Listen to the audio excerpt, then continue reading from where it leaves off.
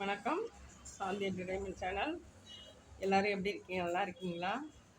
மழை வெயில் எல்லாம் போயிடுச்சா? எங்கள் ஊரில் மழை முடிஞ்சு வெயில் அடிக்குதுங்க. எல்லாம் டிஃபன் ரெடி பண்ணிகிட்டு இருக்கீங்க.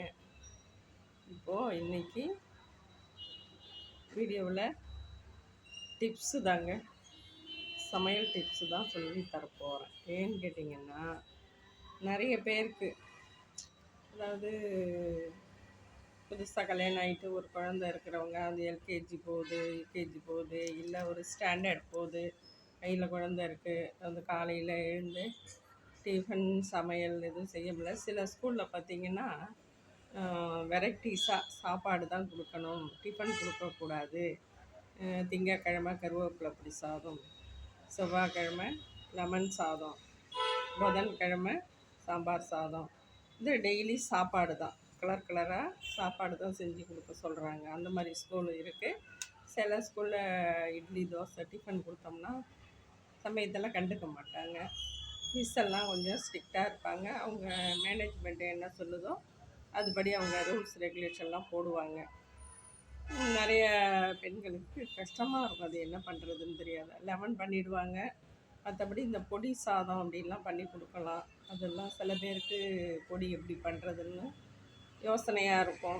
எப்படி பண்ணால் நல்லா இருக்குமா, கருவேப்பிலை பொடி நல்லா இருக்குமா, நல்லா இருக்காதா, அதாவது புளிப்பு டேஸ்ட்டு பிடிக்கும் அப்படின்னு நினைக்கிறவங்க அந்த பொடி வறுக்கும்போது ஒரு எத்தனை மிளகா, எவ்வளோ பொடி, அது குவான்டிட்டி எவ்வளோ இருக்கோ அதுக்கு தகுந்த மாதிரி புளியை வந்து நம்ம எண்ணெயில் பொரிச்சிட்டு அந்த பவுடரோடு சேர்த்து இடிச்சிடலாம். அதனில் நீங்கள் வந்து பொடியில் புளிப்பு தேவையில்லைங்கிறவங்க வெறுமனே இடிச்சுக்கலாம்.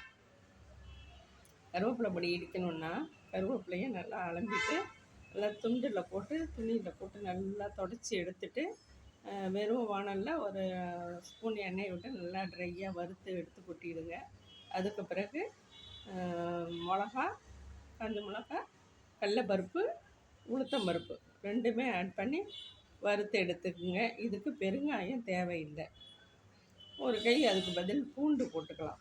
ஏன்னு கேட்டிங்கன்னா கருவேப்பிலை டேஸ்ட்டு, அந்த ஸ்மெல்லு கொஞ்சம் சில பேருக்கு கொஞ்சம் ஒரு பிடிக்காத மாதிரி இருக்கும்.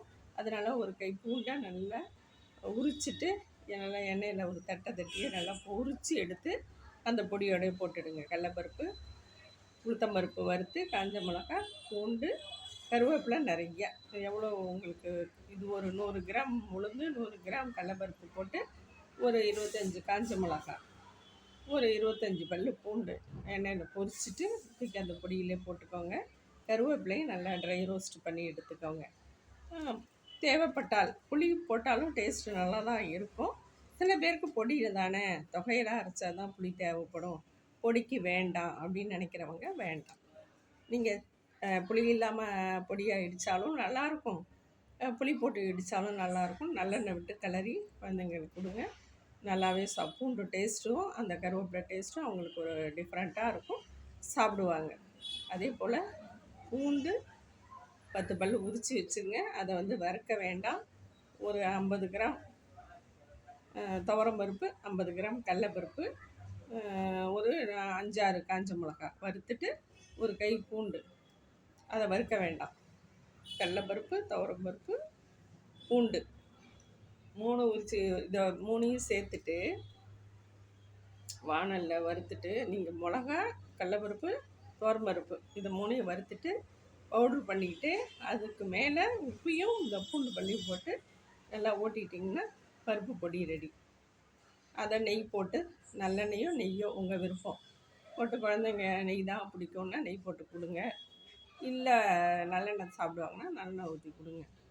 ஒரு நாளைக்கு லெமன் சாப்பாடு, ஒரு நாளைக்கு பருப்பு சாதம், உருளைக்கிழங்கு ரோஸ்ட் போட்டு கொடுத்திங்கன்னா சாப்பிடுவாங்க.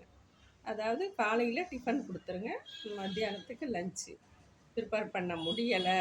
சில பேர் பார்த்திங்கன்னா லேடிஸ் வந்து பிஃபோராக எழுந்திருவாங்க. 5 மணி 5:30 மணிக்கெல்லாம் எழுந்து விடுன்னு வேலையை பார்த்து சமையலையும் டிஃபன் எல்லா வேலையும் குழந்தைங்க எழுந்திரிக்கிறதோடு முடிச்சிடுவாங்க. சில பேருக்கு கொஞ்சம் சோம்பேறித்தனம் உள்ளவங்களுக்கு லேட்டாக எழுந்திரிப்பாங்க, அவங்களால கொஞ்சம் செய்ய முடியாது. டைம் இருக்காது. அந்த மாதிரி உள்ளவங்க நைட்டே வந்து நாள் நைட்டே கறிக்காய் பொரியல் பண்ணணுமா, சாம்பார் வைக்கணுமா, எல்லாமே வெஜிடபிள்ஸ்லாம் நறுக்கி டப்பாக்குள்ளே போட்டு இல்லை கவரில் போட்டு கட்டி ஃப்ரிட்ஜுக்குள்ளே போட்டிங்கன்னா காலையில் எச்சு கிடு கிடு கிடுன்னு கழுவி பருப்பை வச்சு காயெல்லாம் அலசிட்டு சாம்பார் பொரியல் பண்ணி சட்னி அரைச்சி இட்லி ஊற்றி எல்லா வேலையும் முடிச்சிடலாம். நமக்கு தாங்க யோசனை பண்ணி நம்ம எந்த முறைப்படி செஞ்சால் நமக்கு டைம் வேஸ்டேஜ் இல்லாது குயிக்காக முடிக்கலாம் அப்படின்னு பார்த்துட்டு செய்யுங்க. அதே டயத்தில் பசங்களுக்கு என்ன வேணும், நாளைக்கு என்ன வேணும், இன்னது இருக்குது, இந்தந்த காய் இருக்குது, இந்த காயில் உனக்கு எந்த காய் வேணும், பீன்ஸ் இருக்குது, உருளைக்கிழங்கு ரோஸ்ட்டாக, பீன்ஸ் பொரியலா இல்லை கேரட் பொரியலா, என்ன வேணும், இது 3 இல்லை எது நீங்கள் வந்து எது வேணும்னு கேட்டிங்கன்னா அதுங்க இல்லாத காயை சொல்லிச்சுன்னா அது கஷ்டமாயிடும்.